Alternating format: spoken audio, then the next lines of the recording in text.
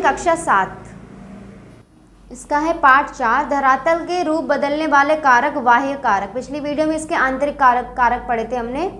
हम जानते हैं कि पृथ्वी के धरातल पर परिवर्तन लाने में दो प्रकार के बल कार्य करते हैं। एक बल धरातल के अंदर कार्य करता है जिसे आंतरिक बल इंटरनल फोर्स कहते हैं, तथा दूसरा बल धरातल के ऊपरी भाग में कार्य करता है जिसे बाह्य बल एक्सटर्नल फोर्सेस कहते हैं। भूपटल पर इन्हीं दोनों शक्तियों के कारण परिवर्तन होता है। आंतरिक शक्तियाँ पर्वत, पठार आदि भूदृश्य उत्पन्न करती हैं, जो बाह्य शक्तियों जैसे प्रवाहित जल, नदियाँ, हिमानी, पवन और समुद्र की लहरें पृथ्वी की धरातलीय संरचनाओं को काट छाँट कर समतल बनाती रहती हैं। पृथ्वी की बाह्य शक्तियों द्वारा भूपटल के ऊपर तोड़ फोड़ की जाती है, जिससे टूटे हुए टुकड़ों को एक स्थान से दूसरे स्थान पर इकट्ठा करने की क्रिया को अनाच्छादन डिन्यूडेशन कहते हैं।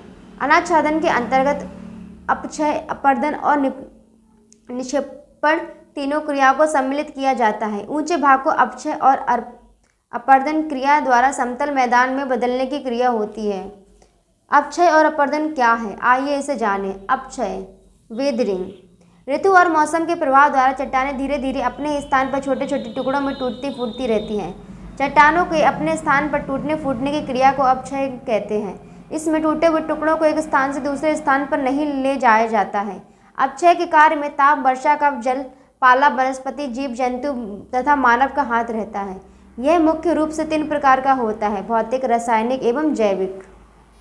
सोच कर बताइए, जलती हुई लालटेन के शीशे पानी के छींटे पड़ने पर क्यों चटक जाते हैं? पहाड़ी क्षेत्रों में शीत ऋतु में पानी के नल क्यों फट जाते हैं? भौतिक अपक्षय फिजिकल वेदरिंग, चट्टानें दिन में सूर्य की गर्मी से गर्म होकर फैल जाती हैं और रात में तापमान कम होने के कारण सिकुड़ जाती हैं, इससे चट्टानें धीरे धीरे कमजोर पड़ने लगती हैं और टूट जाती है। जैसे जलती लालटेन के शीशे पर पानी के छींटे पड़ने पर शीशा चटक जाता है, इससे चट्टानें छोटे छोटे कणों में टूटकर बिखर जाती हैं। हवा भी अपने प्रभाव से चट्टानों को तोड़ फोड़ देती है। चट्टानों के इस प्रकार टूटने को भौतिक अपक्षय कहते हैं। रासायनिक अपक्षय केमिकल वेदरिंग, चट्टानों में अनेक प्रकार के खनिज लवणों का सम्मिश्रित पाया जाता है। पानी के संपर्क से इन तत्वों में परिवर्तन होता रहता है। इस परिवर्तन से शैल चट्टान के बंधन ढीले पड़ जाते हैं और रासायनिक प्रक्रिया से चट्टानें टूटने लगती हैं। इस प्रक्रिया को रासायनिक अपक्षय कहते हैं। जैसे वर्षा ऋतु में लोहे में जंग लग जाता है, बाद में यह जंग लोहे की परत को ढीला करके अलग कर देता है। ऐसा क्यों होता है, सोचकर बताइए। क्रियाकलाप, एक चूने का टुकड़ा लीजिए, इसको किसी बर्तन में रखकर पानी डालिए तथा इस पर होने वाले परिवर्तन को देखिए तथा अपनी अभ्यास पुस्तिका में लिखिए। जंग लगने से लोहे का क्या नुकसान होता है, बताइए। तीसरा है जैविक अपक्षय बायोटिक वेदरिंग, पृथ्वी पर रहने वाले जीव जंतु तथा मानव की विभिन्न प्रक्रियाओं द्वारा भी चट्टानें कमजोर होती हैं, जैसे जंतुओं द्वारा बिल बनाना तथा मानव द्वारा खाने खोदना, सड़कें बनाना, सुरंग बनाना आदि। इसी प्रकार चट्टानों की दरारों में जब हवा द्वारा उड़कर बीज गिर जाते हैं तब वहाँ पौधे उगने लगते हैं और धीरे धीरे वृक्ष का रूप लेने पर इनकी जड़ें चट्टानों को कमजोर कर देती हैं। इसे जैविक अपक्षय कहते हैं। इस चित्र को देखिए, ये चट्टानों के बीच से पौधे निकले हैं, इनकी जड़ें फैल जाएंगी तो चट्टानें कमजोर होती चली जाएंगी। अपरदन इरोजन, जब प्रवाहित जल, पवन, समुद्री लहरें, हिमानी आदि शक्तियाँ चट्टानों में तोड़फोड़ करती हैं तथा परिवहन द्वारा उन्हें दूसरी जगह ले जाती हैं तो इस क्रिया को अपरदन कहते हैं। इसमें कटाव और बहाव की प्रक्रिया को शामिल किया जाता है। अपने खेतों में वर्षा का जल तथा नदी में बहता जल दोनों देखे होंगे, दोनों में मिट्टी होती है। क्या आप बता सकते हैं कि यह मिट्टी कहाँ से आती है, सोचिए। अपरदन मानवीय क्रियाओं द्वारा भी होता है। कैसे?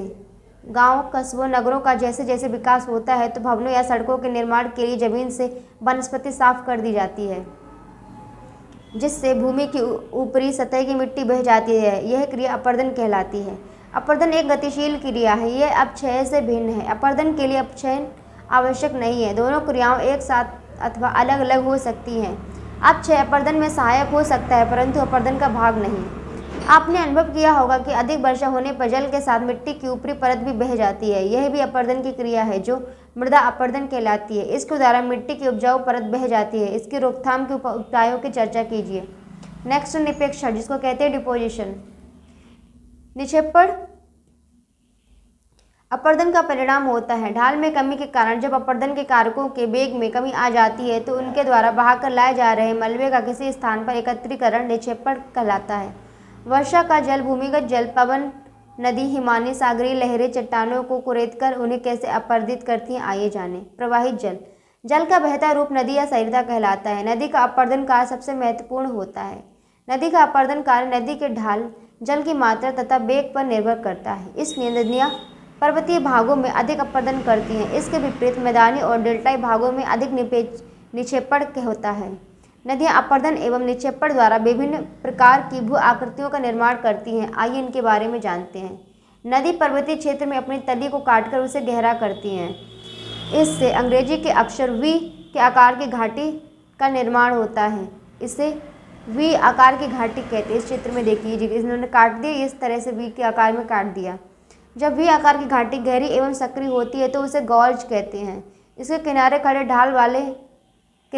ढाल वाले होते हैं। महाभारत में हिमालय पर्वत में सिंधु, सतलज तथा ब्रह्मपुत्र नदियों की गॉर्ज दर्शनीय हैं।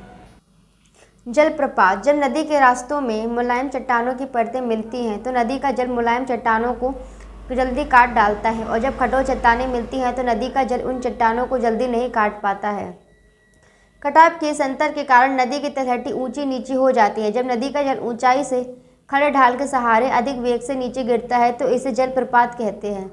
विश्व का सबसे ऊंचा जलप्रपात दक्षिण अमेरिका के वेनेजुएला का एंजल है। भारत के कुछ प्रमुख जलप्रपात शरावती नदी का जोग, कावेरी नदी का शिवसमुद्रम, नर्मदा नदी का कपिलधारा एवं धुआंधार आदि हैं। ये है जलप्रपात। किन्हीं दो जलप्रपातों का नाम लिखिए जिन्हें आपने देखा या सुना हो। पर्वतीय भाग से जब नदी नीचे मैदानों में उतरती है तो उसकी गति मैदानों में ढाल कम होने के कारण धीमी पड़ जाती है। नदियाँ धीरे सीधे मार्ग पर न चलकर टेढ़े मेढ़े रास्तों पर बहने लगती हैं। इन टेढ़े मेढ़े रास्तों को विसर्प, मेंढर कहते हैं। नदी के सागर में गिरने से पहले उसे बहने की गति अधिक धीमी पड़ जाती है। इस कारण नदी के मलबे का निक्षेपण होने लगता है, जिससे डेल्टा का निर्माण होता है। गंगा व ब्रह्मपुत्र का डेल्टा संसार का सबसे बड़ा डेल्टा है। ये है डेल्टा, ये समुद्र है, ये नदियाँ, ये छोटे छोटे भाग कटकर बन गए हैं। ये है नदी और ये विसर्प होके जा रहा है, ठीक है। ये टेढ़ा मेढ़ा रास्ता। अब है भूमिगत जल। आप जानते हैं कि वर्षा का कुछ जल चट्टान और मिट्टी में प्रवेश कर जाता है। पहाड़ों में कहीं कहीं चूने की चट्टानें मिलती हैं जिसमें जल रिस का चट्टान के भीतर पहुंच जाता है तथा रासायनिक अपक्षय द्वारा चूने को घुलाकर दूर बहा ले जाता है, जिससे पहाड़ी में गुफा या सुरंग बन जाती है। स्टेलेक्टाइट, स्टेलेग्माइट व हेलेक्टाइट। ये है, ये देखिए, यहाँ से हुआ और यहाँ से निकल के यहाँ तक पहुँच गए। ये देखिए,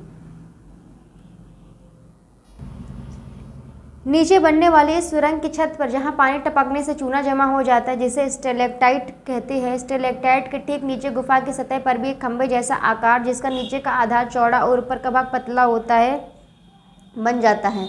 इसे स्टेलेग्माइट कहते हैं। कभी कभी ये दोनों आपस में मिले हुए दिखते हैं, जिसे हेलेक्टाइट कहते हैं। चूने की चट्टानों वाले क्षेत्र में ऐसी आकृतियाँ पाई जाती है जिसे कास्ट स्थल कहते हैं। हिमानी। ऊंचे पर्वतों पर जब कोई बड़ा हिमखंड ढाल पर खिसकता है तो उसे हिमानी या हिमनद ग्लेशियर कहते हैं। पहाड़ी भाग में हिमानी सपाट चौड़ी खड़े ढाल वाली घाटियों का निर्माण करती हैं। इनका आकार अंग्रेजी के यू अक्षर की तरह होता है। पहले से बनी वी आकार की घाटी को हिमानी यू आकार की घाटी में बदल देती है। इसका ढाल खड़ा तथा तल चौड़ा होता है। जब हिमानी चट्टानों को घर्षित कर उसका चूड़ पर्वत के निचले भागों में जमा कर देता है तो इसे मोरैन कहा जाता है। पवन। आपने गर्मियों के मौसम में आंधी और तूफानों को आते देखा होगा। ये भी अपरदन की क्रिया करते हैं। आइए जानें। हवा एक स्थान से रेत उड़ाकर अपने साथ ले जाती है। जब ये चट्टानों से टकराती है तो धूल के कण चट्टानों पर टकराकर उन्हें कुचलते हैं, जिससे अपरदन की क्रिया होती है। मरुस्थलीय क्षेत्रों में इस प्रकार का अपरदन अधिक होता है। नीचे दिए गए चित्रों को ध्यान से देखिए और जानिए। ये दिया गया चित्र बालू का स्तूप। ये हवा की वजह से किस तरह के शेप लिए गए हैं। ये देखिए, ये इस तरह से खाली होकर इधर जम गई और ये ऊपर से ऐसे दिख रही है। बालू का स्तूप। मरुस्थलीय प्रदेशों में जब पवन के मार्ग में कोई बाधा होती है तब पवन का वेग कम हो जाता है, जिससे पवन के साथ उड़ने वाले पदार्थ धरातल पर गिरकर बालू के टीलों का निर्माण करते हैं। इन्हें बालू का स्तूप कहते हैं। छत्रकशिला। पवन द्वारा उड़ाए गए बालू के कणों का अपरदन का कार्य धरातल से कुछ मीटर ऊंचाई तक अधिक होता है। इस प्रक्रिया में पवन निचले भाग को घिस देती है, परंतु ऊपरी भाग छतरी के आकार का हो जाता है, जिसे छत्रकशिला कहते हैं। इस तरह से ऊपर जमा होती गई, यह छत्रकशिला। समुद्री लहरें। आपने देखा होगा कि आपके गांव के तालाबों से जब पशु स्नान करके बाहर निकलते हैं तो पानी की लहरें किनारों पर टकराती हैं और किनारों पर जमी मिट्टी की सतह को अपने साथ बहाकर अंदर ले जाती हैं। इसी प्रकार समुद्र की लहरें भी समुद्र तटों पर टकराती हैं तो तटों पर जमा मलबा भी अपने साथ बहाकर समुद्र में ले जाती हैं और कभी कभी वह इस पदार्थ को थोड़ी दूर पर जमा कर देती हैं। लहरों द्वारा कटाव से खड़े कगार और जमाव से समुद्री तटों का निर्माण होता है। ऐसे तटों को पुलिन बीच कहते हैं। भारत में मुंबई का जुहू बीच, चेन्नई का मरीना बीच आदि पुलिन के प्रमुख उदाहरण हैं। समुद्र की लहरों के तट पर बार बार टकराने से तट का निचला भाग कट जाता है, लेकिन तट का ऊपरी भाग खड़ा रह जाता है या समुद्र की ओर झुक जाता है, जिसे भृगु क्लिफ कहते हैं। शब्दावली। पर्वतीय क्षेत्रों में गहरी सकरी घाटी को गॉज कहते हैं। विसर्ग। जहाँ बहती नदी मोड़ बनाती है, विसर्ग मिएंडर कहलाता है। तो ये चैप्टर यहाँ फिनिश हो गया है। इसकी नेक्स्ट अगली वीडियो में आपको इसके अभ्यास क्वेश्चन आंसर्स जो हैं ये आपको देखने को मिल जाएंगे।